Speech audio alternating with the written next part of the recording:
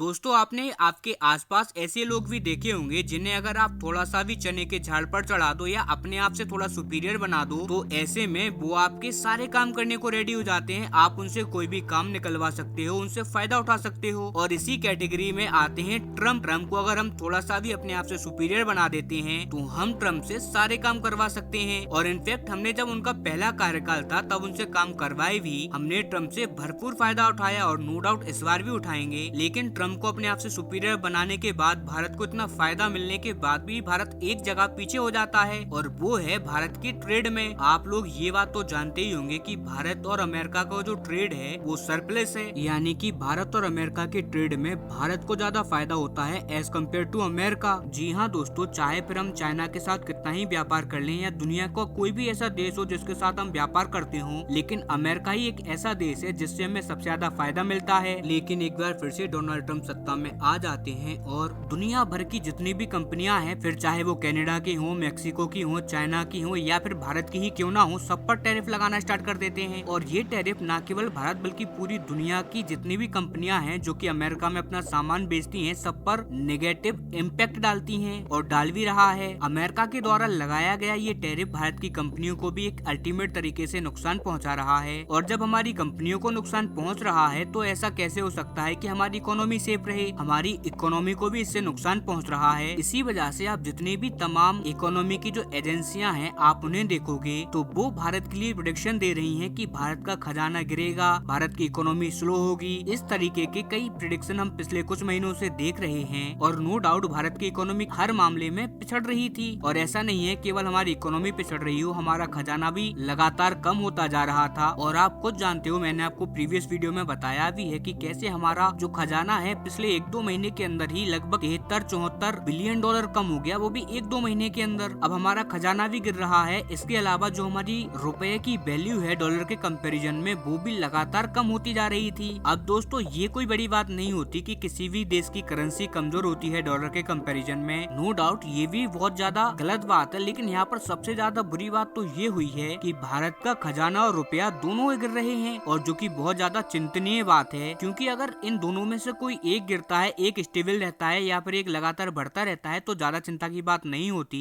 लेकिन यहाँ पर तो हमें देखने को कुछ और ही मिल रहा था और इसी वजह से ये सारी खबरें हमें देखने को मिल रही थी तमाम एजेंसियों के जरिए। और नो डाउट ये पिछले 3-4 महीने बहुत ज्यादा खराब थे हमारी इकोनॉमी के लिहाज से। लेकिन अब भारत के अंदर से ये जो निराशा थी, ये जो नेगेटिविटी थी, कहीं ना कहीं हम इससे खत्म होता देख पा रहे हैं। आप ये बात भी जानते होंगे अगर आप मेरी वीडियोस को फॉलो कर रहे हैं तो, कि मैं आपको लगातार हमारी जीडीपी को लेकर अपडेट देता रहता हूं। और मैंने आपको अपडेट में ये भी बताया था आपसे पिछली वाली वीडियो के अंदर, हमारी इकोनॉमी, हमारा जो खजाना है, ये दोनों स्टेबल हो रहे हैं और एक बढ़त की तरफ जा रहे हैं वापस से। हमारा खजाना जो पहले लगातार 5 से 10 बिलियन हर हफ्ते गिर रहा था, उसमें लगातार कमी आई और फिर धीरे धीरे करके वो बढ़ने भी लगा। लेकिन अब इस हफ्ते में जो खबर आई है उसे देखकर आप भी खुश हो जाओगे, क्योंकि इस हफ्ते हमारा खजाना थोड़ा बहुत नहीं बल्कि पूरा 7.6 बिलियन डॉलर बढ़ चुका है। और ये आप इस स्क्रीन पर जो आर्टिकल आ रहा है उसमें देख सकते हैं। ये मात्र एक हफ्ते का आंकड़ा है और ये बहुत खुशी की बात है। अगर हम इसी चीज को देखें तो हर दिन करीबन 1 से 1.5 बिलियन डॉलर के आसपास भारत का खजाना बढ़ा है और ये इस बात को इंडिकेट करता है कि भारत का खजाना रिकवर होगा। और लगातार अगर हम यही रफ्तार पकड़े रहे बिना किसी प्रॉब्लम के तो हम 650 बिलियन डॉलर के आंकड़े को पार कर लेंगे खजाने के मामले में। और दोस्तों ऐसा नहीं है कि दुनिया के सारे देश ऐसे ही बूस्ट कर रहे होंगे। ये जो आंकड़ा आया है उसको अगर हम देखें दुनियादारी के सिनेरियो से, तो पूरी दुनिया में 4 से 5% ही ऐसे देश होंगे जिनके खजाने ने थोड़ी बहुत ग्रोथ ली है। अगर आप 95% देशों के खजाने को देखोगे तो वो क्रैश ही हुआ है,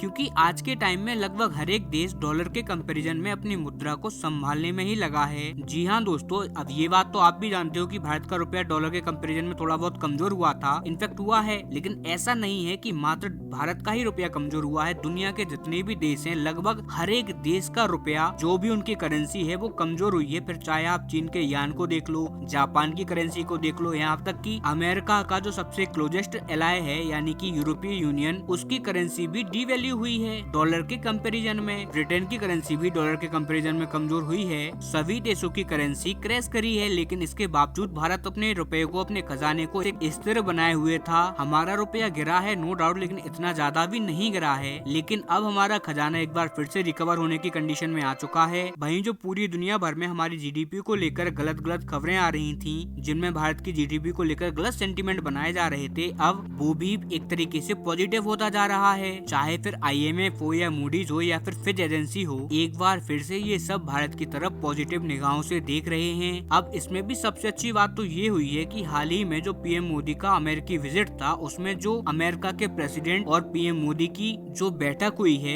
वो बहुत ही ज्यादा पॉजिटिव रंग लाई है। और इसी वजह से एक चीज तो दोस्तों, डोनाल्ड ट्रंप ने F-35 को क्लियर कर दिया है। जब डोनाल्ड ट्रंप और PM मोदी की बैठक हुई तो उसी बैठक के बाद PM मोदी के साथ डोनाल्ड ट्रंप ने एक ज्वाइंट स्टेटमेंट दिया, यानी कि दोनों देशों के नेताओं ने मिलकर जिसकी वजह से ही हमारा खजाना कहीं न कहीं कम हुआ। अब एक बार फिर से आप देख रहे हैं, लेकिन अब जल्द ही आपको ऐसी खबरें भी देखने को मिलेंगी कि एक बार फिर से जितने भी फॉरेन इन्वेस्टर हैं जो कि अपने खजाने को भारत से निकाल रहे थे, वो एक बार फिर से भारत में अपना पैसा लगाएंगे।